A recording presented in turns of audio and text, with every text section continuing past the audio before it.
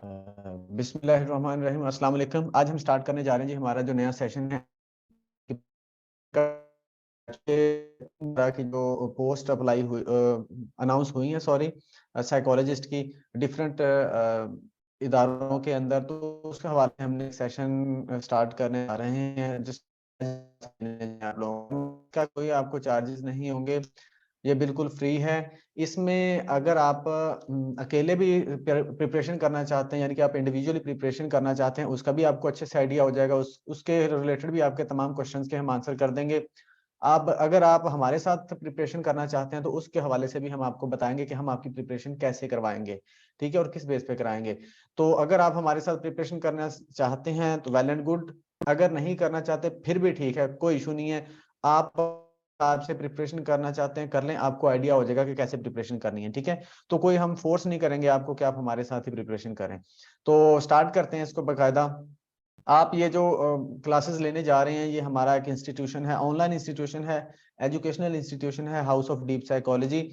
उसके उस प्लेटफॉर्म से आपको ये कोर्स प्रोवाइड किया जा रहा है, ठीक है। तो जहन में रखिएगा।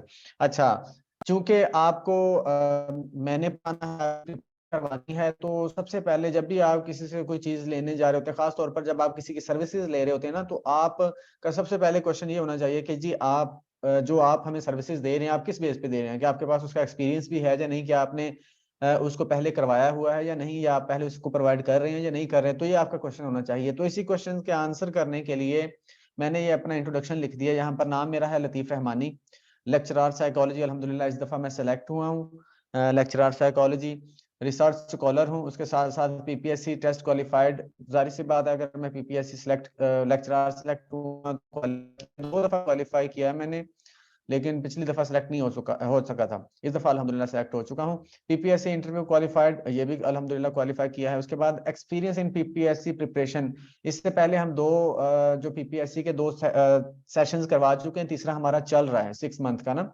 2 हम करवा चुके हैं अल्हम्दुलिल्लाह, और अब ये आप समझ लें कि हमारा चौथा बैच है एक तरह से, जो पीपीएससी की हम प्रिपरेशन करवाने जा रहे हैं, ठीक है। तो ये मेरा इंट्रोडक्शन था, ताकि आपको कोई कंफ्यूजन ना रहे कि आपको पढ़ाने वाला कौन है। ऐसे तो नहीं कोई पढ़ाने लग पड़ा जिसका अपना एक्सपीरियंस ना हो। तो इस हवाले से बेफिक्र हो जाएं, हमारा अल्हम्दुलिल्लाह एक्सपीरियंस है पीपीएससी में भी, और टेस्ट में भी, इंटरव्यू में भी, ठीक है, उसकी प्रिपरेशन में भी। तो बेफिक्र होकर आप प्रिपेयर कर सकते हैं। जी, तो हमने प्रिपरेशन करवाया था, टेस्ट तो मैक्सिमम लोगों ने क्लियर किया है। टेस्ट क्लियर हो जाता है, टेस्ट का कोई इशू नहीं है, यानी कि पास आप कर लेते हो टेस्ट, ठीक है। असल इशू होता है सिलेक्शन का। वो जो सिलेक्शन होती है ना, वो लड़कियों की थोड़ी सी मुश्किल हो जाती है, खासतौर पर लेक्चरार में, क्योंकि कंपटीशन बहुत ज्यादा लड़कियों का, ठीक है। और ये जो टेस्ट क्लियर करना और इंटरव्यू क्लियर क्लियर करना कोई इशू नहीं है, कोई मसला नहीं है। अगर आप थोड़ा सा हार्डवर्क कर लेना, आप कर जाते हो। असल इशू है कि मेरिट पे आना। मेरिट पे कैसे आना है, असल इशू तो वो है। जी, मेरी क्वालिफिकेशन, मैं रिसर्च स्कॉलर हूँ इस वक्त एमफिल का। और अल्हम्दुलिल्लाह आगे मैं पीएचडी का भी इरादा है मेरा कि मैं पीएचडी करूँ। इसके साथ साथ मैंने मास्टर किया हुआ था, मतलब मास्टर था मेरा, बीएस नहीं था। एमएससी साइकोलॉजी में की थी मैंने, ठीक है जी। इसके अलावा कोई क्वेश्चन है तो पूछ ले मेरे रिलेटेड। और ये वाला जो हमारा सेशन होगा ना, ये थोड़ा स्पीड से चलेगा, क्योंकि हमारे पास सिर्फ ही 2 महीने 2 महीने का सेशन रखा है। थोड़ा सा स्पीड से चलेंगे। मैं पढ़ाऊंगा आप लोगों को, और इसके साथ मेरे साथ होगी मैम अक्सा मुख्तार होंगी मेरे साथ, ठीक है। वो पूरा हफ्ता आपकी क्लासेस लेंगी, 5 दिन और 3 दिन हफ्ते में आपकी मैं क्लासेस लूंगा, ठीक है। तो 2 क्लासेस आपकी चलेंगी पैरेलल। तो कोशिश कीजिएगा, अगर आप हमारे साथ करना चाहते हैं, तो इन दोनों को अटेंड करने की हम कोशिश करेंगे कि आपको आपकी जो प्रिपरेशन है अच्छे से करवा दें, ठीक है जी। कुछ क्वेश्चंस हैं आपके? कौन सी मैंने बहाउद्दीन जकरिया यूनिवर्सिटी से किया था। नो, मैं I am not from Lahore. Okay ji, आगे बढ़ते हैं। हमारे इंट्रोडक्शन, हमारा जो इंस्टीट्यूट है उसका, ये ऑनलाइन इंस्टीट्यूट है, फिजिकली अभी नहीं है, इंशाल्लाह फ्यूचर में होगा। तो हमारा जो गोल है वो ये है कि साइकोलॉजी के अंदर, खास तौर पर साइकोलॉजी के अंदर क्वालिटी एजुकेशन प्रोवाइड करना, क्वालिटी खास तौर पर डेप्थ में जाके, और कॉन्सेप्ट्स को क्लियर करना, कॉन्सेप्ट्स को समझना, जो आज तक हमें कन्फ्यूजन ही रहा। कोशिश कर रहे हैं कि हम ज्यादा से ज्यादा कॉन्सेप्ट पर अपना काम करें और डीपली चीज़ों को समझें। इसके साथ-साथ हम रिसर्च में भी काम करना चाह रहे हैं कि रिसर्च में भी थोड़ा-सा अपना एक पाकिस्तान का नाम रोशन किया जाए और इसमें कुछ नई डिस्कवरीज़ लेके आई जाएँ। ये हमारी डोमेन्स हैं, ठीक है? डिफरेंट डोमेन्स हैं हमारी, उनमें से आप जो जिस डोमेन में लाया कर रहे हैं इस वक़्त एग्ज़ाम प्रिपरेशन में हैं, ठीक है? बाकी हमारी जो दूसरी डोमेन्स हैं। आप अगर चूँकि आपको हम एक इंस्टीट्यूशन के थ्रू करवा रहे हैं, तो आपको इसकी ऑथेंटिसिटी चेक करनी हो या आपको ये देखना हो कि यार ये वाक़ई इंस्टीट्यूशन एग्ज़िस्ट करता है या नहीं, तो ये हमारे डिफरेंट प्लेटफ़ॉर्म्स हैं। इंस्टाग्राम है, लिंक्डइन है, फेसबुक है, इसके साथ-साथ यूट्यूब पर भी हमारा चैनल है, आप वहाँ पर भी हमें देख सकते हैं कि कैसे हम काम कराते हैं। जी, जिनका 4 मार्च वालों को हम कोशिश करेंगे कि जितना मैक्सिमम हम करवा सकें, ठीक है? हम इसीलिए तो मैंने आपको बोला कि आपकी 2 क्लासेस पैरेलल चलेंगी और स्पीड से चलेंगे हम स्लो नहीं चलेंगे। तो आपने बस साथ रहना और थोड़ा-सा हार्ड वर्क करना है आप लोगों ने।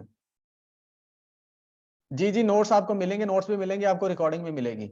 सर्टिफ़िकेट नहीं दिया जाएगा, इसका कोई वैल्यू इश्यूज़ नहीं, नहीं, इसका कोई सर्टिफ़िकेट नहीं, ये तो एग्ज़ाम की प्रिपरेशन है ना, तो इसका कोई स इसका सर्टिफ़िकेट आप क्या करेंगे? ये इसका तो फ़ायदा नहीं होगा आपको, ये तो एग्ज़ाम की प्रिपरेशन है।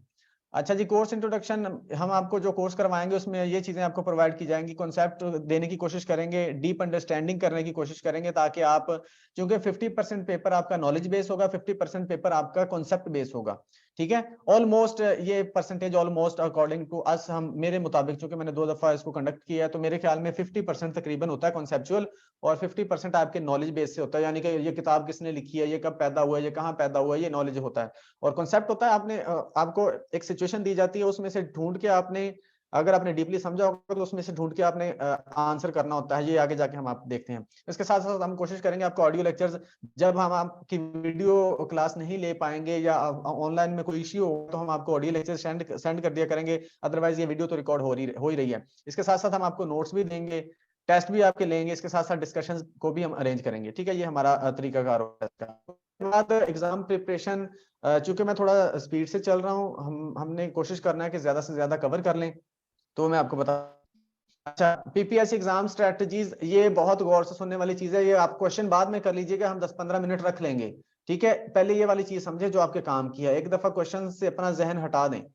एग्ज़ाम प्रिपरेशन आप कैसे कर सकते हैं? सबसे पहले तो आपने माइंडसेट बना लेना कि मैंने इस एग्ज़ाम को क्लियर करना है, बस। इस एग्ज़ाम को मैंने करके रहना है क्लियर, ठीक है? पहले तो आपका माइंडसेट बना होना चाहिए, अगर आपका माइंडसेट ही नहीं बना हुआ तो आप टेस्ट भी क्लियर नहीं कर सकते। उसके बाद मोस्ट इम्पोर्टेंट चीज़, मेरे ख्याल में अगर किसी को कोई कामयाबी चीज़ दिलाती है ना, तो वो ये है, कंसिस्टेंसी। मोस्ट इम्पोर्टेंट चीज़ है और मोस्ट एक्सपेंसिव चीज़ है, हर किसी के पास ये चीज़ नहीं होती, ठीक है? और मतलब ये है कि हर कोई ये इस कंसिस्टेंट रह के काम नहीं कर पाता, ठीक है? तो मोस्ट इम्पोर्टेंट चीज़ जो है आपकी टेस्ट प्रिपरेशन में या आपकी कामयाबी में वो है कंसिस्टेंसी। अगर आप कंसिस्टेंटली प्रिपरेशन करते रहेंगे ना, तो आपको कामयाबी ज़रूर मिलेगी, ठीक है? कंसिस्टेंसी इज़ की टू सक्सेस, ठीक है? याद रखिएगा। तो अगर आप कंसिस्टेंट नहीं रहते हैं, मतलब आज पढ़ लिया, फिर 4 दिन बाद पढ़ा, फिर उसके बाद 1 हफ्ते बाद पढ़ लिया, इस तरह टेस्ट क्लियर नहीं होता, इस तरह कोई भी कामयाबी नहीं मिलती। आपको मुस्तकिल मिजाजी से चलना पड़ता है। अगर आप अकेले भी करना चाहते हैं प्रिपरेशन, नो इश्यू, लेकिन उसमें भी आपने ख्याल रखना है कि आप कंसिस्टेंट रहें।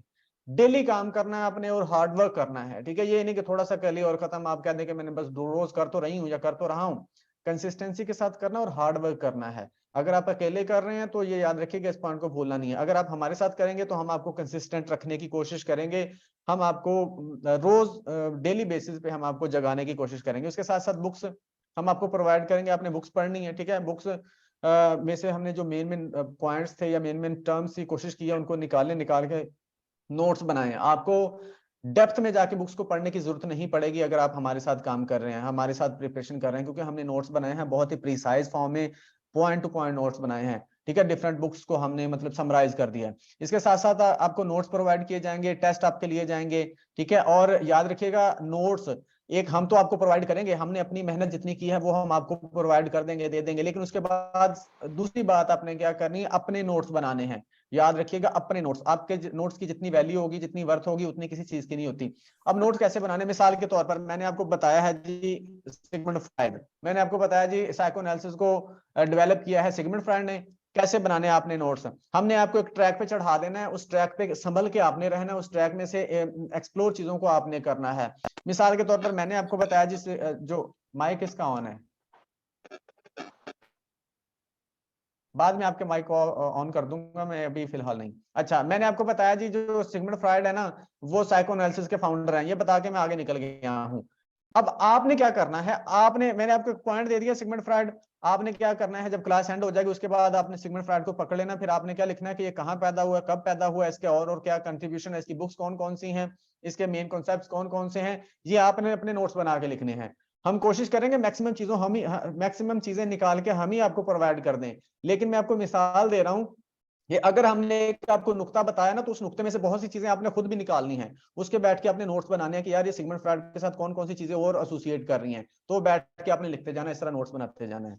उसके बाद टेस्ट, टेस्ट आपने याद रखिएगा, टेस्ट कोई भी नहीं छोड़ना अगर आप हमारे साथ कर रहे हैं। अगर आप इंडिविजुअल भी कर रहे हैं तो कोशिश करें कि किसी तरीके से कोई टेस्ट बनाने का, टेस्ट लेने का या टेस्ट देने का कोई आपका सीन बन सके, ठीक है। तो टेस्ट लाजमी देने हैं, जब आप टेस्ट देने बैठते हैं ना, एक तो ये कि आप प्रिपेयर करते हैं, उसके लिए प्रिपरेशन करते हैं, दूसरा ये कि जब आप टेस्ट कंडक्ट कर रहे होते हैं ना, उस वक्त आप बहुत सीख रहे होते हैं चीजों को, ना सिर्फ वो वाले जो क्वेश्चन टेस्ट में आते हैं वो सीख रहे होते हैं, बल्कि उसके साथ एसोसिएटेड बहुत सी चीजें आपके माइंड में बैठ रही होती हैं उस वक्त, ठीक है।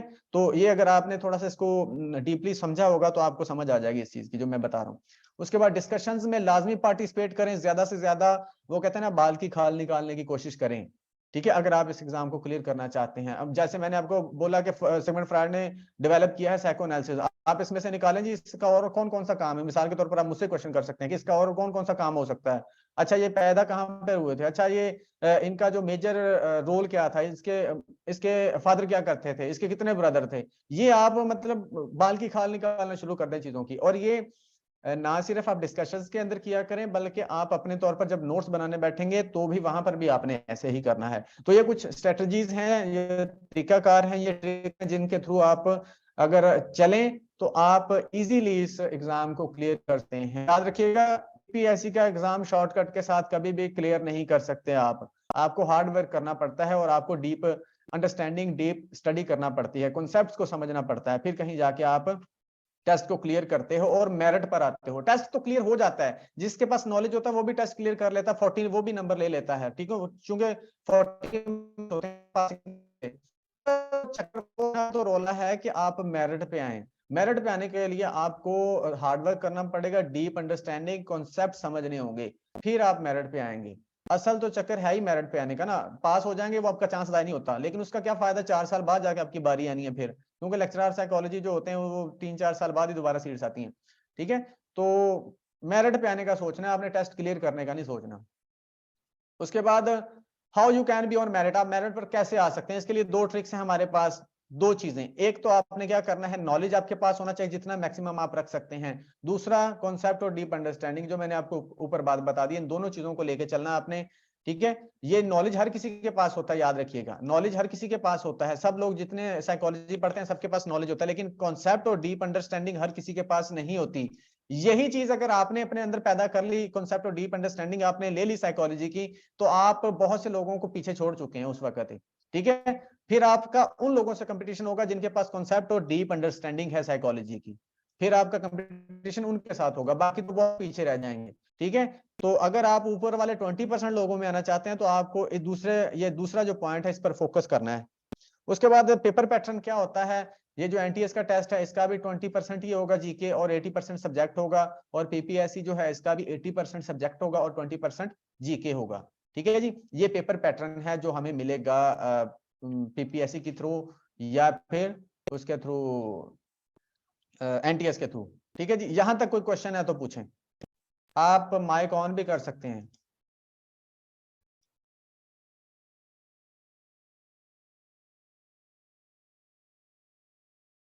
जी, कोई क्वेश्चन है तो पूछ सकते हैं, अदरवाइज मैं आगे बढ़ता हूं फिर।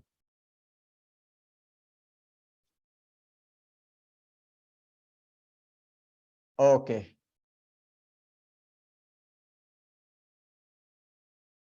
अच्छा जी, ये सनीला कह रही हैं कि मैंने क्लिनिकल साइकोलॉजिस्ट के लिए अप्लाई किया है, 20 पोस्ट हैं, लेकिन टेस्ट क्लियर करना बहुत मुश्किल हो जाएगा। पता क्या, इसमें ये जो 20 पोस्ट है इसमें कंपटीशन बहुत कम है, ऑलमोस्ट 2000 लोगों ने अप्लाई किया है। क्यों? क्योंकि बीएस वाले इसमें एलिजिबल ही नहीं थे, एमएससी वाले थे और जिनके पास एडीसीपी था वो वाले एलिजिबल थे। तो ये आपके पास एक बहुत सुनहरी मौका है कि ये वाला टेस्ट क्लियर करके आप सीट ये ले सकती हैं, अगर आप थोड़ा सा हार्ड वर्क कर लें, क्योंकि इसमें कंपटीशन बहुत कम है। अगर फर्ज करो 2000 लोगों ने अप्लाई किया है ना, 2000 जो कैंडिडेट्स हैं उन्होंने अप्लाई किया, उनमें से जो 1000 है ना, उनको तो वैसे ही निकाल दें, क्योंकि वो सीरियस ही नहीं होंगे इसको लेके, ठीक है, वो प्रिपरेशन ही नहीं करेंगे। पीछे रह गया 1000 में 50% को निकाल दे जिनके पास जस्ट नॉलेज है, वो 50% भी गया। अब अगर आपके पास जस्ट नॉलेज है तो आप भी उन 50% में रह जाएंगे, लेकिन अगर आपके पास कॉन्सेप्ट है तो फिर आप 500 लोगों में आ गए, ठीक है। अगर आपके पास कॉन्सेप्ट है, अब 500 लोगों में आ गए, अब 500 लोगों में अगर आ गए हैं आप, तो फिर आपका मुकाबला होगा टेस्ट में होगा कि आप कितने मार्क्स लेते हैं, ठीक है, कितने मार्क्स लेते हैं। पास तो ये 500 के 500 कर जाएंगे, ठीक है, लेकिन असल चक्कर है कि आप मेरिट पे आते हैं कि नहीं, आपको इंटरव्यू की कॉल आती है कि नहीं, ठीक है। ये मेरा ये अंदाजा कि 500 लोगों को कंप्लीट होगा, और इसमें से बाज दफा ऐसा होता है कि कुछ लोग जो सिलेक्ट हो जाते हैं वो ज्वाइन ही नहीं करते, क्योंकि ये साइकोलॉजिस्ट की पोस्ट है, तो बाज दफा ये दूर दूर के इलाकों में आ जाती हैं, तो फिर कुछ लड़कियां जो होती हैं ज्वाइन ही नहीं करती। तो आपने हिम्मत नहीं आनी, बस लगे रहना है। सर क्या एमए साइकोलॉजी अप्लाई नहीं करते? एमए और एमएससी सेम ही है, दोनों कर सकते हैं।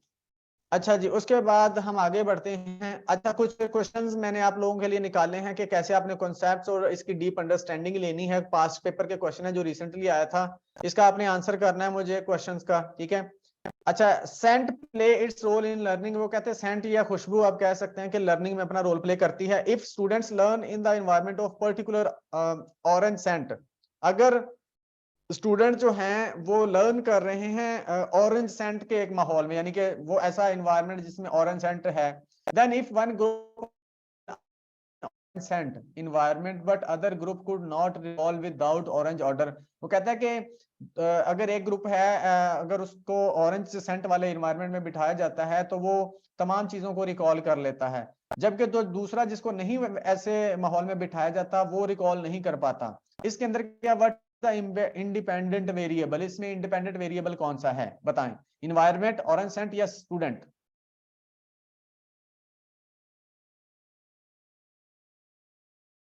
Sir orange scent. Independent variable है ऑरेंज सेंट, बताएं जी बाकी लोग।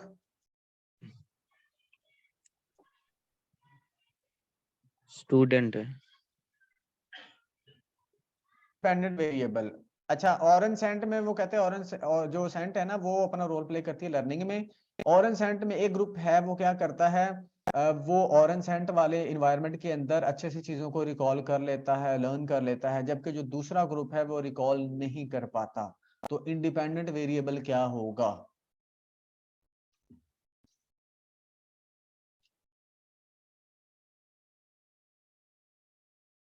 एक बोला स्टूडेंट, एक ने बोला है orange scent. Orange scent sir.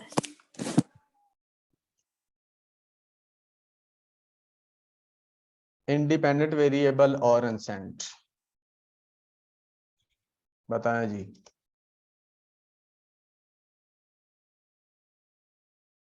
Dependent और इंडिपेंडेंट वेरिएबल कौन सा होता है? डिपेंडेंट वेरिएबल जो चेंज हो रहा होता है किसी वेरिएबल की वजह से, ठीक है।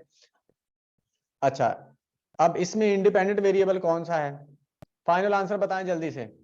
आपका वसीम स्टूडेंट आपने बताया है, और जो सनीला है उसने बताया है ऑरेंज सेंट। अगर देखें ना, अब ये स्टेटमेंट दी हुई है, अब आपने इसको समझ के करना है। ये नहीं होगा कि आपने कोई पीछे से रट्टा लगाया हुआ है तो उसको आप रट्टा लगाया तो आप उसका जाके आंसर लगा देंगे, ऐसा नहीं है। अब वहां पर उसने पता नहीं किस सिचुएशन को बना के आपको पूछ लेना, डिपेंडेंट और इंडिपेंडेंट किस सिचुएशन में आपको उसने पूछ लेना कि यहाँ पर क्या सिचुएशन है और किस तरफ को जा रही है। तो ये अगर आपने डीपली इसको समझा होगा तो ही आप इसको समझ पाएंगे, अदरवाइज आप नहीं इसको कर पाएंगे, टेस्ट को क्लियर नहीं हो सकेगा आपसे, याद रखिएगा। तो इस चीज को इस तरह से आपने समझना है कि आपको कॉन्सेप्ट का पता होना चाहिए, आपको सिचुएशंस को मैनिपुलेट करना आना चाहिए, सिचुएशन को आपस में जोड़ना आना चाहिए। अच्छा, उसके बाद सेकंड क्वेश्चन हमारे पास, in researcher observing that physical exercise increase the happiness, exercise क्या करती है? हैप्पीनेस को इंक्रीज करती है। Experimental group do exercise on Monday and Tuesday and control group do exercise on Wednesday and Thursday, what is independent variable? यहां पर है वो कहता है कि एक्सपेरिमेंटल ग्रुप क्या है, एक्सरसाइज करता है मंडे या ट्यूसडे को, जो कंट्रोल ग्रुप है वो एक्सरसाइज करता है वेडनेसडे और थर्सडे को। व्हाट इज इंडिपेंडेंट वेरिएबल, बताएं।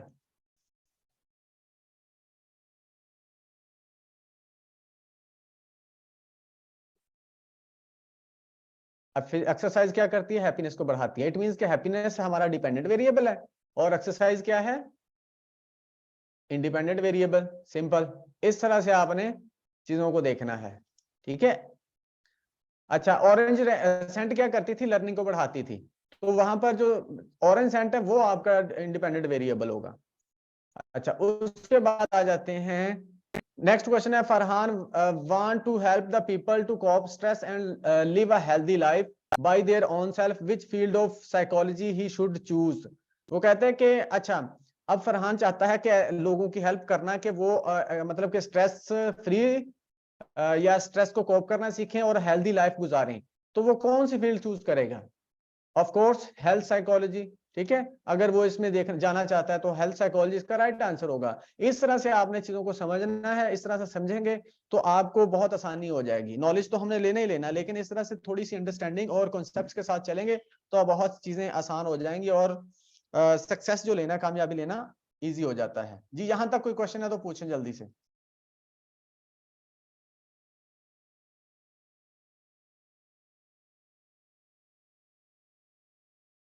ओके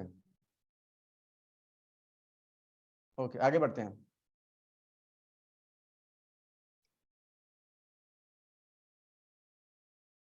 पहले का राइट आंसर ऑरेंज था।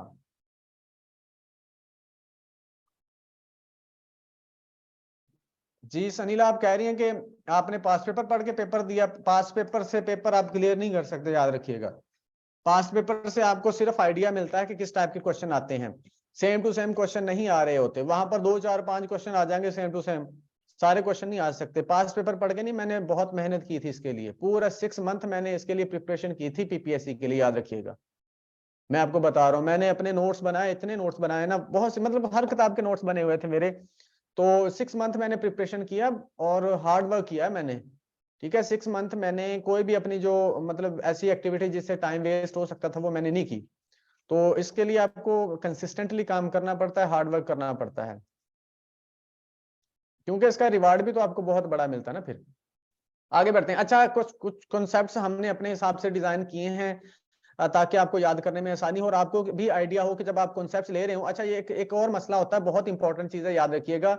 बाज दफा बहुत आसान सी चीजें जब हमारे सामने पेपर आता है, वैसे तो पढ़ने में तो हमारे लिए आसान होती हैं, ठीक है। सेंसरी न्यूरॉन, मोटर न्यूरॉन जैसे बहुत आसान है कि एक को हम हर मतलब के वो न्यूरॉन जो इन्वायरमेंट से लेके जाते हैं ब्रेन तक वो सेंसरी, और मोटर न्यूरॉन जो ब्रेन से लेके आते हैं को डिफरेंट बॉडी पार्ट्स तक, वो हमारे मोटर न्यूरॉन्स हैं। अब ये इतना आसान कॉन्सेप्ट है, लेकिन ये जब हमारे सामने पेपर में आता है ना, तो हम बिल्कुल ही हम वो कहते हैं ना कि समझ नहीं पाते कि यार सेंसरी कौन सा था, मोटर कौन सा था। आपस में कंफ्यूज हो जाते हैं, आपस में ये गुड मूड हो जाते हैं। तो ये वाला बड़ा अहम इशू है, इसको समझिएगा। इस इशू को सॉल्व करने के लिए हमने एक तरीका बनाया है कि आप इसको कैसे कर सकते हैं। जो याद रखिएगा, आसान से आसान कॉन्सेप्ट भी बाज दफा आपको पेपर में फंसा देता है और आपका मार्क एक जाया करवा देता है अगर आप उसको सही से और अच्छे से याद करके नहीं जाते। अब सेंसरी न्यूरॉन बाज दफा ऐसा होता है, कुछ स्टूडेंट ऐसे होते हैं जो मोटर न्यूरॉन की डेफिनेशन वो सेंसरी न्यूरॉन को दे देते हैं और सेंसरी न्यूरॉन की डेफिनेशन मोटर न्यूरॉन को दे देते हैं। या इसका एक और चीज है कि सेंसरी न्यूरॉन, अब इसको एफरेंट न्यूरॉन्स भी बोलते हैं और मोटर न्यूरॉन्स को इफरेंट न्यूरॉन बोलते हैं। अब इसमें इशू आ जाता है कि इनमें से एफरेंट किसको बोलते हैं और इफरेंट किसको बोलते हैं, ठीक है। ये बहुत दफा अगर फर्ज करे आपसे सेंसरी पूछ लिया जाए कि सेंसरी न्यूरॉन का दूसरा नाम कौन सा है पेपर में, अब आपको यहाँ पर कंफ्यूजन हो जाएगा, यार एफरेंट वाला कौन सा था, इफरेंट वाला कौन सा था, तो एक नंबर आपका चला जाता है। इसका सोल्यूशन निकालने के हमने क्या किया है, हमने एक एब्रिविएशन बना दी है, सामी। ये सामी वाली एक एब्रिविएशन बना दी है हमने। अब एस से क्या है, एस से है सेंसरी और ए से एफरेंट, यानी कि एस ए सा ये आ जाएगा सेंसरी वाले दोनों, ठीक है। और मी क्या है, एम से मोटर और ई से इफरेंट, सा मी। अब सेंसरी और मोटर दोनों की डेफिनेशन आपके सामने पड़ी है, ठीक है। आपका कॉन्सेप्ट क्लियर हो गया, या आपको एक वो कहते हैं कि आपके पास एक कनेक्शन बन गया इनको याद करने का, आपने इसकी जब एब्रिविएशन बनाई। तो इस तरह से आपने कॉन्सेप्ट डिफरेंट पकड़ के जाने हैं। बाज दफा आसान से कॉन्सेप्ट इस तरह से आपस में गड़बड़ हो जाते हैं और आपका एक नंबर जाया हो जाता है। और याद रखिएगा, पीपीएससी के अंदर एक नंबर जाने का मतलब होता है, एक नंबर गलत लग गया आपका तो उसका मतलब आपका 1.25 मार्क्स गए हैं। अगर एक गलत हुआ है ना, तो उसका मतलब है कि 1.25 आपका मार्क्स गए हैं। ये नहीं है कि सिर्फ एक मार्क्स ही आपका गया है, याद रखिएगा। तो इसलिए बहुत समझ के आपने लगाना है कि कोई भी आपने कॉन्सेप्ट है, अगर आपस में गुड मूड हो रहे हैं या मिलजुल रहे हैं, तो उनको आपने अच्छे से किसी ना किसी तरीके से बना के लेके जाना है वहां पर, ताकि आपको वहां पर इशू ना आए। ठीक है, आगे जब हम पढ़ेंगे और भी बहुत से कॉन्सेप्ट हैं जो आपको कंफ्यूज करेंगे, तो इन चीजों को याद रखना आपने कॉन्सेप्ट बना के। अच्छा, अब हम बात करते हैं बकायदा हमारा जो लेक्चर है। मैं आपको पढ़ाऊंगा हिस्ट्री, और इसके साथ साथ आपको रिसर्च भी मैं पढ़ाऊंगा। इसके साथ साथ जो है हमारे पास थोड़ी सी वो होती है स्टैटिस्टिक्स, वो भी मैं आपको पढ़ाऊंगा। इसके साथ बाकी जो कुछ और सब्जेक्ट्स हैं वो भी मैं आपको इंशाल्लाह करवाने की कोशिश करूंगा। तो मेजर जो चीजें हैं आपको वो कवर करवा दी जाएंगी। ठीक है, यहाँ तक कोई क्वेश्चन फिर आगे।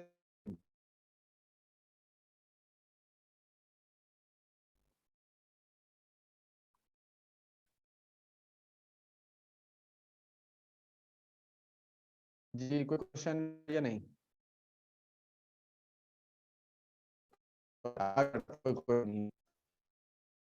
अच्छा, हिस्ट्री स्टार्ट करते हैं। पहले थोड़ी सी हिस्ट्री देखेंगे, यानी कि हमारी जो स्कूल ऑफ थॉट है उससे पहले कुछ हिस्ट्री है हमारे पास, उनको देख लेंगे। ठीक है। अच्छा सर, टेस्ट कब तक होगा क्लिनिकल का? ये जो पीपीएससी के होती है ना डेट, ये 1 महीने से लेके 2 महीने तक का टाइम होता है, या देते हैं जो मैक्सिमम है वो 2 मंथ होता है, और यानी कि ज्यादा जो मैक्सिमम हम अंदाजे से कह सकते हैं 2 महीने हो सकता है, लेकिन ये 6-6 महीने भी लटक जाता है, याद रखिएगा। तो आपने मिनिमम टाइम को जहन में रखना है कि 1 महीना। ठीक है, लेकिन ये 2 महीने, 3 महीने, 4 महीने भी लगा देता है। अब हमारा जो पीपीएससी का टेस्ट हुआ था वो 6 महीने बाद हुआ था, तो इसका कुछ पता नहीं चलता, हम कोई गारंटी से बात नहीं कह सकते। लेकिन आपने 1 महीना जहन में रखना है कि 1 महीने बाद टेस्ट हो जाना है, उस हिसाब से आपने तैयारी करनी है। अगर आप ये सोच के रखेंगे कि 6 महीने बाद टेस्ट होना, तो आप लेजी हो जाओगे, कंसिस्टेंट नहीं रह पाओगे। ठीक है, तो 1 महीने के हिसाब से आपने प्रिपरेशन करनी है। ओके, आगे बढ़ते हैं। अच्छा, कुछ देखते हैं historical roots of modern psychology. इसकी हिस्ट्री थोड़ी सी देख लेते हैं मॉडर्न साइकोलॉजी की, ताकि आपको इंटरव्यू में और टेस्ट में आनी हो। आउट सम 12 आर, अच्छा याद रखिएगा, जब हम ये क्वेश्चन कर रहे हैं या जब इसको पढ़ रहे होंगे ना, तो आपने जस्ट इसको टेस्ट के लिए तैयार नहीं करना, आपने इसको इंटरव्यू के पॉइंट ऑफ व्यू से भी तैयार करना है कि अगर ये वाला क्वेश्चन इस तरह से इंटरव्यू में पूछ लिया जाए तो कैसे इसका आंसर कर रहेंगे। ठीक है, तो दोनों तरह से देखेंगे। Throughout some 12 or so decades, psychology has led an active life, developing gradually into a true science. ऐसा ऐसा ये साइंस के तौर पर डेवलप हुआ। As part of evolution, it has produced a number of conceptual models. इसने different models produce किए, जैसे जैसे ये इवॉल्व होती गई, जैसे जैसे ये डेवलप होती गई, अप्रोचेस दी, इसके साथ साथ कुछ थेरीज दी, इन मतलब कि डिफरेंट चीजें इसके हिस्ट्री के अंदर डिफरेंट चीजें हमें देखने को मिलती हैं, जो साइकोलॉजी को डेवलप करने में जो हमें देखने को मिली हैं। ठीक है, डिफरेंट चीजें हैं। अच्छा, earlier view of the philosophies and concepts were important because they gave the outline. अगर आपसे ये पूछ लिया जाए कि जो अर्ली वर्क है इसका साइकोलॉजी का, वो क्यों जरूरी है, हम उसको क्यों पढ़ते हैं, हिस्ट्री को क्यों पढ़ते हैं, या हिस्ट्री क्यों जरूरी है साइकोलॉजी के लिए या हमारे लिए, आप आंसर करोगे because they gave the outline with the help of which modern ideas were developed and further formulated.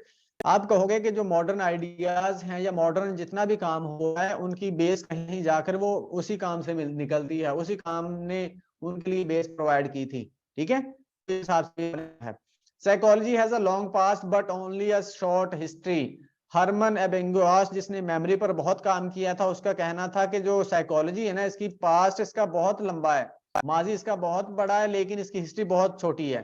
ठीक है, हरमन एबेंगुआस ने बोला था 1908 में, मेमोरी पे इसने बहुत काम किया था, याद रखिएगा। इस तरह से हम जब भी एक इंपॉर्टेंट लाइन पढ़ेंगे, एक टर्म पढ़ेंगे, उसके अंदर में से हम डिफरेंट क्वेश्चंस भी निकालेंगे, डिफरेंट डायरेक्शंस निकालेंगे, डिफरेंट उसके एस्पेक्ट्स निकालेंगे। ठीक है, तो याद रखिएगा। अब यहाँ पर 2-3 क्वेश्चन बन रहे हैं। ये वाली एक तो ये कोटेशन, इसका आधा पार्ट दिया जा सकता है, आधा पूछा जा सकता है। दूसरा ये कि ये कोटेशन किसने दी थी। तीसरा ये कि हरमन एबेंगुआस ने ये कब दी थी। चौथा ये कि ये हरमन एबेंगुआस कौन था, इसका मेजर काम किसमें था। तो 3-4 क्वेश्चन बनते हैं। इस तरह से आपने भी तैयारी करनी है। अगर आप इंडिविजुअली भी कर रहे हैं तो इस एक लाइन में से, एक टर्म में से आपके 3-4 क्वेश्चन निकलने चाहिए, उससे ज्यादा भी निकलते हैं तो बनाएं। उसके बाद William would set the psychology in 1879 में इसने बुनियाद रखी थी, विलियम वुड ने, यानी कि वो जो लेबोरेटरी बनाई थी, बेसिकली जो लेबोरेटरी बनाई थी उसी से इसका आगाज हुआ था साइंटिफिक साइकोलॉजी का, या एक अलग से जो फील्ड बनी है साइकोलॉजी, जब इसने लेबोरेटरी बना दी थी तो उस वक्त से इसको मानना शुरू हो गया था। अच्छा, historical roots of modern psychology, इसकी रूट्स कहाँ कैसे कहाँ हमें मिलती हैं उसके बारे में थोड़ा सा देख लेते हैं। Although psychology did not exist in the present form thousands of years ago, हजारों साल पहले आज की तरह मौजूद नहीं थी psychology. Its application can be traced even at the stage of history. The following fact, वो कहते हैं इसकी एप्लीकेशन बहुत पहले से आपको मिलती है कि ये अप्लाई होती रही है। जब पहला इंसान दुनिया में आया था उसकी वक्त इसकी एप्लीकेशन शुरू हो गई थी। The following facts indicate that man was always interested in understanding and managing psyche and behavior and was capable of controlling and modifying it, कि अपने बिहेवियर को, अपनी साइक को कंट्रोल करता है, उसको मॉडिफाई करता है इसको यूज करते हुए। अच्छा, उसके बाद जी domestication of dogs was practised even 10,000 years ago। वो कहता है कि 10,000 साल पहले ही डॉग्स पर चीजों को अप्लाई करना शुरू कर दिया गया, यानी कि उसको ट्रेन करना या उसको सिखाना शुरू कर दिया गया था 10,000 साल पहले। अच्छा, Babylonian made speculation about etiology of epilepsy and tried to cure it accordingly। और ये जो हमारे पास बेबीलोनियन है ना, लोनियन, ये भी हिस्ट्री का ही पार्ट है। वो कहते हैं उन्होंने एपिलेप्सी पे काम किया और इसको ट्रीट करने की कोशिश की उन्होंने। उसके बाद इजिप्ट वालों ने क्या किया, performed crude surgery thousands of years ago. Egypt वालों ने ब्रेन सर्जरी की थी हजारों साल पहले। अब ये थोड़ी सी हिस्ट्री की बात कर रहा है। Evidence is available through an examination of ancient human skeleton that trephining was performed even 500,000 years ago। trephining was a procedure whereby a hole was drilled into the skull। ये एक तरीकाकार होता था इलाज करने का। जब किसी को कोई इशू होता था ना, साइकोलॉजिकल इशू होता था, तो उसके खोपड़ी में सुराख किया जाता था। क्यों किया जाता था? वो कहते थे कि इसके अंदर वो जिन भूत घुस गए हैं, ठीक है, तो वो सुराख करते थे कि चलो इसमें से निकल जाएंगे। The basic assumption was that abnormal behaviour was caused by supernatural beings. उसका कहना था कि जो पहले माना जाता था कि ये जो हमें मेंटल इश्यूज होते हैं ना, ये सुपरनैचुरल बीइंग्स की वजह से होते हैं, यानी कि जिन भूत की वजह से होते हैं। अच्छा, such evidence just that man sought explanation of human behavior and tried to control it according to the explanation he believed in। ancient explanations centered on the supernatural gods, evil spirits and demons। यानी कि पहले इन चीजों पर believe रखा जाता था कि हमें जो हमारे बिहेवियर में चेंज आता है इन्हीं की वजह से आता है। इवल स्पिरिट्स और डेमन्स की वजह से आता है, रूहों की वजह से, जिन्नों की वजह से, भूतों की वजह से आता है। ये पहले लोगों का मानना था, ठीक है। उसके बाद है phases in the history of psychology. Phases in the history of psychology की बात करें तो सबसे पहले जो साइकोलॉजी को बोला गया है ना, ये रूह बोला गया था, ठीक है। इसको बोला गया था कि रूह की स्टडी है, स्टडी ऑफ सोल। उसके बाद इसको बोला गया स्टडी ऑफ माइंड। उसके बाद इसको बोला गया स्टडी ऑफ कॉन्शियस एक्सपीरियंस। लेकिन उसके बाद इसको बोला गया स्टडी ऑफ बिहेवियर। ये इसकी डिफरेंट फेजेस या डिफरेंट स्टेजेस थी साइकोलॉजी की, इसकी डेफिनेशन बनने की, ठीक है। पहले इसको रूह का इल्म बोला गया, फिर माइंड का, फिर कॉन्शियस एक्सपीरियंस का, उसके बाद बिहेवियर का। लेकिन जो आजकल मॉडर्न डेफिनेशन है जो सही मानी जाती है वो है scientific study of mind and behaviour, ठीक है। तो ये डिफरेंट फेजेस थे, इन फेजेस का आपको पता होना चाहिए ताकि आपसे अगर पूछा जाए तो आप आंसर कर सको। इंटरव्यू में भी पूछा जा सकता है आपसे, टेस्ट में भी पूछा जा सकता है। आजकल वो कहते हैं psychology considered as a scientific study of human behaviour and mental process, but the case was always not so. आज इसको साइंटिफिक साइकोलॉजी माना जाता है, लेकिन पहले ऐसा नहीं था, हमेशा ऐसे नहीं माना जाता था। Initially the soul of man, ये वाली जैसे मैंने ऊपर आपको बात बता दी है, ठीक है। पहले सोल को माना जाता था, फिर उसके बाद माइंड की बात हुई, कॉन्शियस एक्सपीरियंस की, फिर उसके बाद बिहेवियर की। अच्छा, इन 19 सबसे पहले किसने साइकोलॉजी का वर्ड यूज किया था? सबसे पहले साइकोलॉजी का वर्ड किसने यूज किया था? 1590 के अंदर रुडोल्फ गोकल ने सबसे पहले यूज किया था टर्म साइकोलॉजी को। बहुत इंपॉर्टेंट क्वेश्चन है, आपको पता होना चाहिए। 1590 के अंदर रुडोल्फ गोकल ने सबसे पहले टर्म को यूज किया था। This word is the combination of two Greek words, psyche and logos. Psyche and logos मतलब दो वर्ड्स का मजमुआ है। साइक का मतलब सोल और उसका लोगोस का मतलब नॉलेज, यानी कि इसका सोल का नॉलेज या उसकी study. This literally psychology means the science of soul. Science of soul इसको माना जाता है उस वक्त। अच्छा, Aristotle gave a very important place to soul in human life. Aristotle ने सोल के बारे में बहुत बोला, इसको इंपॉर्टेंट बोला है ह्यूमन लाइफ के लिए, life has no meaning without soul, इसने बोला। अब ये वाली यहाँ पर 3-4 क्वेश्चन बन रहे हैं कि ये बात किसने बोली है और ये किसने कहा था कि life has no meaning without soul. इस तरह के क्वेश्चन आते हैं उसके अंदर, पेपर के अंदर। But he couldn't explain the relationship of soul and body. अगर आपसे पूछा जाए कि इसके काम में क्या इशू खामी थी, तो आपको पता होना चाहिए कि इसने रिलेशनशिप नहीं बताया था सोल एंड बॉडी का, ये बयान नहीं कर सका। The problem of relationship between body and soul persisted for centuries तक ये इशू बना रहा। It was not solved by philosophers because it was based on false dualism. ये सॉल्व नहीं कर पाए क्योंकि ये फॉल्स ड्यूलिज्म पर मुश्तमिल था and involved a separate study of physical and spiritual phenomena. और इसकी एक सेपरेट स्टडी इन्वॉल्व हो जाती थी फिर फिजिकल और स्पिरिचुअल स्टडी, ठीक है, जिसमें यानी कि फिजिकल एक स्टडी होती थी और एक फिनोमेना स्पिरिचुअल फिनोमेना के तौर पर देखा जाता है। ड्यूलिज्म की बात करेंगे हम आगे जाके, ठीक है। Later on the spiritual aspect was discarded, बाद में ये जो है स्पिरिचुअल एस्पेक्ट को खत्म कर दिया गया और इसकी जगह एक और वर्ड दे दिया गया, वो था माइंड, ठीक है। अच्छा, अब जो ऊपर ड्यूलिज्म की बात हुई थी, ये मैं थोड़ा सा आपको बता दूं ड्यूलिज्म किसने दिया था। Rene Descartes, French philosopher. अब रेने डिस्कार्ट सबसे पहले ड्यूलिज्म किसने दिया, रेने डिस्कार्ट एक क्वेश्चन, उसके बाद ये कौन था, फ्रेंच फिलोसोफर था, मैथमेटिशियन था, दूसरा क्वेश्चन। उसके बाद फादर ऑफ ड्यूलिज्म किसको बोला था, रेने डिस्कार्ट। उस ड्यूलिज्म की डेफिनेशन क्या थी, dualism is a theory which entails the belief that mind and body are two completely separate substances. इसका कहना था रेने डिस्कार्टिस का कि जो माइंड एंड बॉडी है ना, दोनों अलग अलग चीजें हैं, ये दोनों सेपरेट हैं एक दूसरे से, ठीक है, ये सेपरेटली एग्जिस्ट करती हैं, इसका कहना था। Psychology was also defined as the science of mind, इसको साइंस ऑफ माइंड के तौर पर भी डिफाइन किया गया है।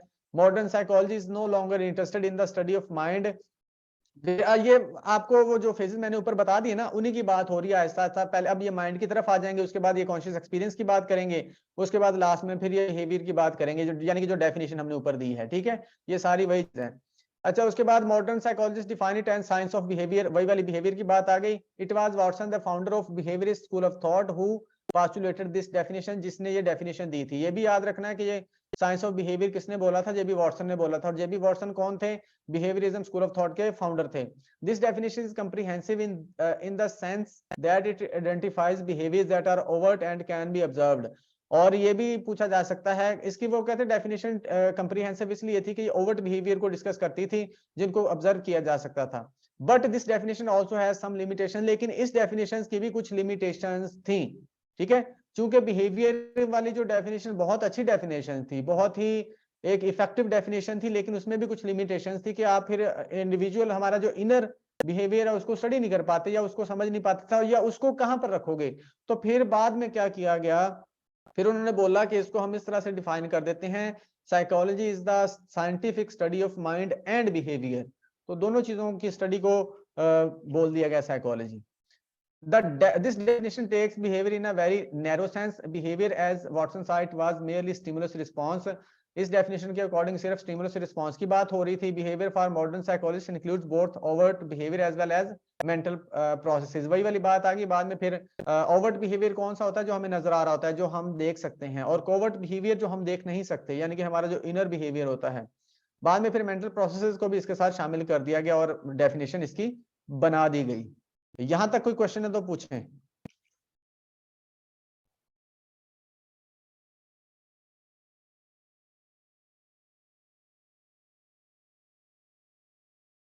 ओके, आगे बढ़ते हैं। Okay, philosophical influences on modern psychology. कुछ फिलोसफर्स का आप काम देख लेते हैं, इन्होंने किस तरह से इन्फ्लुएंस किया साइकोलॉजी को। The new scientific psychology is a fusion of two psychologies. दो जो फील्ड्स हैं उन्होंने वो मिली हैं, तो फिर हमें साइकोलॉजी मिली है। तो philosophers psychology and the sensory psychology of the physiologist. Philosophy और फिजियोलॉजी से मिलकर साइकोलॉजी मिली है हमें। ब्रेन फिजियोलॉजी, रिफ्लेक्सोलॉजी, उसके बाद phenomenology, all the science have contributed to the development of psychology. इन सब ने अपना मतलब कि अपना रोल प्ले किया है इसको डेवलप करने में। उसके बाद हम कह सकते हैं psychology merge from the philosophy, philosophy से मर्ज हुई है। मेन जो चीज है, मेन जो क्रेडिट जाएगा वो फिलोसफी को ही जाएगा, साइकोलॉजी को, साइकोलॉजी का इमर्ज होने का, ठीक है। पहले साइकोलॉजी सब्जेक्ट्स को फिलोसफी के अंदर रह के स्टडी किया जाता था, पहले ये पार्ट था फिलोसफी का, फिर हम मतलब के बाद में इसको अलग फील्ड बना दिया गया। Philosophers in the west and as well as east were explaining thought and behaviour की बात करते थे, और addition of newer and better methods of investigation, these explanations led to the emergence of psychology। वो जो मेथड यूज कर रहे थे वो कहते वही वाले फिर बाद में वजह बने हैं साइकोलॉजी को इमर्ज करने के, बाद में फिर अलग से फील्ड एक बन गई। कुछ ग्रीक फिलोसफर्स को देख लेते हैं। हिपोक्रेट्स को देख लेते हैं, जो कि 377 और 460 BC में जो थे, एग्जिस्ट करते थे। One of the more important advances in Greek philosophy and, अच्छा ये ग्रीक फिलोसफर थे, and science was the separation of the practice of medicine from religion. एक और कहते हैं कि फिलोसफी के अंदर, ग्रीक फिलोसफी के अंदर ये इंपॉर्टेंट चीज या डेवलपमेंट हुई थी कि मेडिसिन को अलग कर दिया गया रिलीजन से। पहले रिलीजन के साथ अटैच करके चीजों को देखा जाता था। हिपोक्रेट्स वाज अ फिजिशियन, ये एक फिजिशियन था, ये भी एक क्वेश्चन बन रहा है। Who not only raise the standard of medical investigation, जिसने मेडिसिन में इन्वेस्टिगेशन पे काम किया, but also develop the code of ethics for the physicians, लेकिन इसने फिजिशियन के जो एथिकल कोड भी दिए। ये भी इंपॉर्टेंट चीज है, पूछा जा सकता है। ही like Alcamion stressed upon significance of the brain in psychological processes। इसने इस चीज को इंडोर्स किया, अप्रिशिएट किया, जो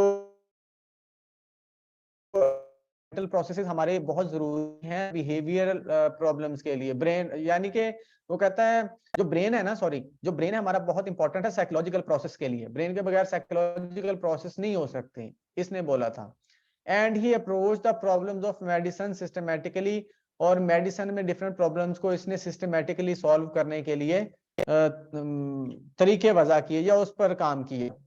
उसके बाद ही पोस्टुलेटेड ह्यूमर्स, इसने एक ह्यूमर्स की थ्योरी दी थी। 4 तरह के ह्यूमर्स थे, ठीक है, जिसमें एक ह्यूमर पहला है सेंजियन, ठीक है, इसका मतलब होता है चेयरफुल, यानी कि ये जो जिन लोगों में ये पाया जाता है ना सेंजियन टाइप का ह्यूमर, फ्लूइड पाया जाता है, बेसिकली फ्लूइड है ये, तो कहते हैं वो लोग चेयरफुल और एक्टिव होते हैं। और जिन लोगों में मेलनकॉलिक फ्लूइड पाया जाता है वो सैड रहते हैं, और जिन लोगों में कोलेरिक पाया जाता है वो क्या होते हैं, एंग्री और अग्रेसिव, काम एंड पैसिव होते हैं। जब हम ये थ्योरीज ऑफ पर्सनैलिटी देख हो जाएगा ये, ठीक है। तो ये 4 तरह के फ्लूइड दिए थे, इसने याद रखिएगा। ये थ्योरी ऑफ पर्सनैलिटी के नाम से भी इसको जाना जाता है।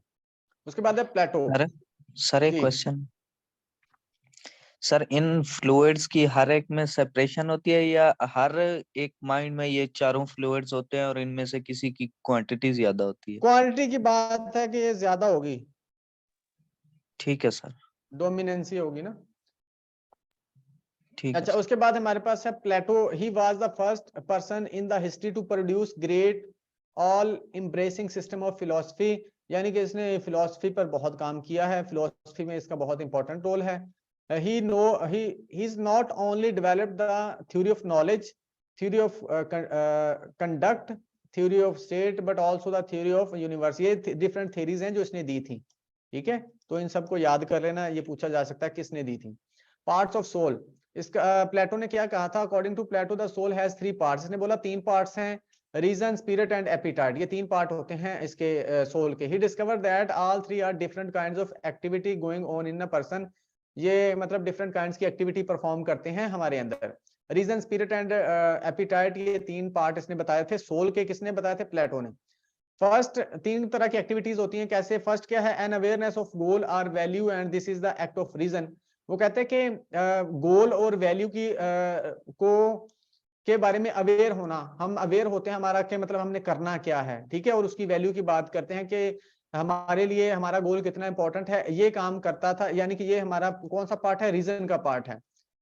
उसके बाद secondly there is a drive toward action, फिर हमने गोल को अचीव करने के लिए कुछ एक्शन करना होता है। The spirit which is neutral at first but respond to the direction of reason, फिर मतलब कि हमने गोल की तरफ जाने के लिए किसी डायरेक्शन में या कोई काम करना होता, कोई एक्शन लेना है, तो ये सेकंड पार्ट आ जाएगा। और ये कौन यानी कि ये हमारी स्पिरिट कर रही होती है, स्पिरिट वाला पार्ट यहाँ पर आ जाता है। उसके बाद है last, there is the desire of the things of the appetite, और फिर तीसरी जो चीज है हमारी सोल, किसने बोला था पार्ट है, वो है एपिटाइट, कि हमारी डिजायर होती हैं बॉडी की जिसको एपिटाइट बोला जाता है, जिसको हम पूरा करते हैं।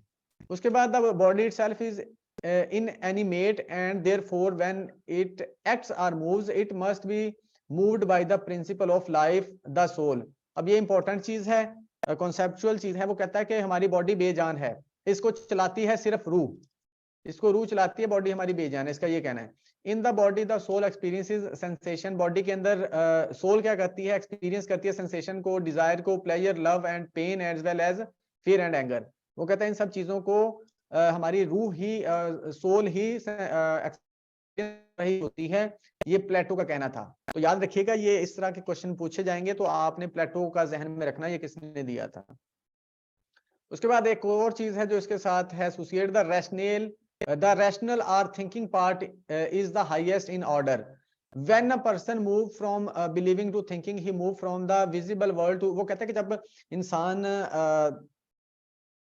Moves from believing to thinking, believe करने से, यानी कि हमारे जो कायद बने होते हैं ना, जैसे काली बिल्ली आगे से गुजरे तो मतलब रास्ता काट दे तो हमारे लिए बुरा है, ये वो इस तरह के जो बने होते हैं। वो कहते हैं जब हम इन बिलीव से उठ के हम थिंकिंग की तरफ चले जाते हैं ना, तो फिर हम क्या करते हैं, हम चले जाते हैं move from the visible world to intangible world. ऐसा वर्ल्ड जो हमें नजर नहीं आता, जब हम चीजों को सोच रहे होते हैं, रीजन दे रहे होते हैं, एक्सप्लेन कर रहे होते हैं अपने माइंड के अंदर, तो वो इंटेंजिबल होता है। और वो कहते हैं कि हमारे लिए वही असल चीज होती है।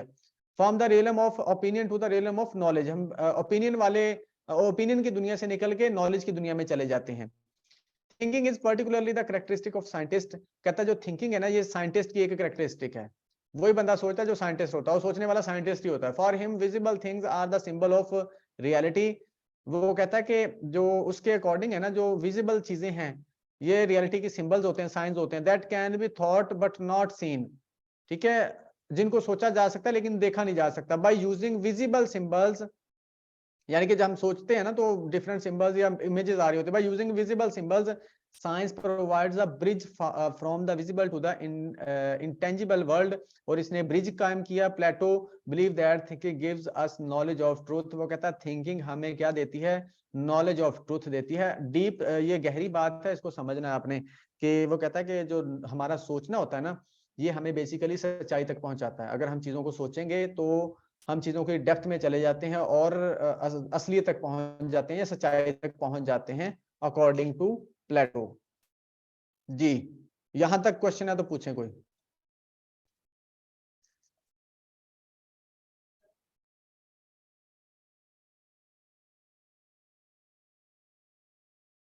जी 5 मिनट है हमारे पास, कोई क्वेश्चन है तो पूछ लें या कोई और चीज। हम ये वाला चूंकि आज थोड़ा सा इंट्रोडक्शन भी था इसलिए थोड़ा सा लेट हो गया। अदरवाइज मैं सोच रहा था कि ये वाला जो हिस्ट्री का थोड़ा सा पार्ट है इसको खत्म कर दें और इसके बाद मैंने स्कूल ऑफ थॉट स्टार्ट कर देने थे। इंशाल्लाह 2 दिन में हम वो जो स्ट्रक्चरलिज्म और फंक्शनलिज्म को खत्म कर देंगे। ये कुछ टर्म्स निकाली हुई है मैंने, ये भी आपको मैंने कहा था साथ ही पढ़ा देंगे। और उसके बाद फिर नीचे स्ट्रक्चरलिज्म स्टार्ट हो जाना था। स्ट्रक्चरलिज्म को बहुत शॉर्ट सा करके लिखा है। ये 2 दिन में हम दोनों स्कूल ऑफ थॉट को कर देंगे और हो सकता है हम एक ही दिन में कर दें। इंशाल्लाह इसको एक ही दिन में कर देंगे, कोशिश होगी स्कूल ऑफ थॉट दोनों को। ठीक है, तो यहाँ तक कोई क्वेश्चन है तो पूछें। ये भी कुछ इंपॉर्टेंट चीजें निकाल के लिखी थी, मैंने कहा शायद आज ही करवाऊँ आपको, लेकिन टाइम ज्यादा हो गया। कोई क्वेश्चन है तो पूछ लें। और इसके बाद जो स्कूल ऑफ थॉट का, अगर फर्ज करें आपको स्ट्रक्चरलिज्म और फंक्शनलिज्म समझ नहीं आता तो उसके बाद इसका हम कंपैरिजन करेंगे, बहुत अच्छे तरीके से कंपैरिजन करेंगे, आपके बहुत से कॉन्सेप्ट्स क्लियर हो जाएंगे वहां। जी कोई क्वेश्चन है तो पूछ लें।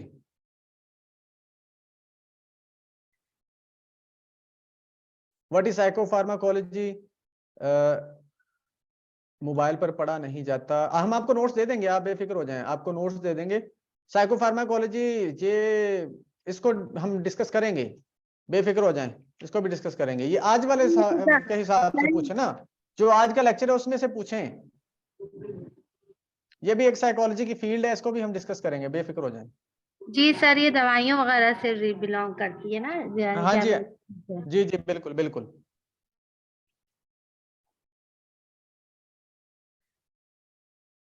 ओके चलिए ठीक है, फिर आज यही करते हैं, कल इंशाल्लाह होगा आगे वाला पार्ट करेंगे। और कोर्स कब तक कंप्लीट होगा? ये 2 मंथ का रखा है हमने, 2 मंथ का देना, 2 मंथ में हमें आपको कवर करवा देना है इंशाल्लाह। ठीक है, 2 मंथ में हमारी पूरी कोशिश होगी कि आपका मैक्सिमम सिलेबस यानी कि जो जरूरी है पीपीएससी के लिए वो हम आपको कवर करा दें।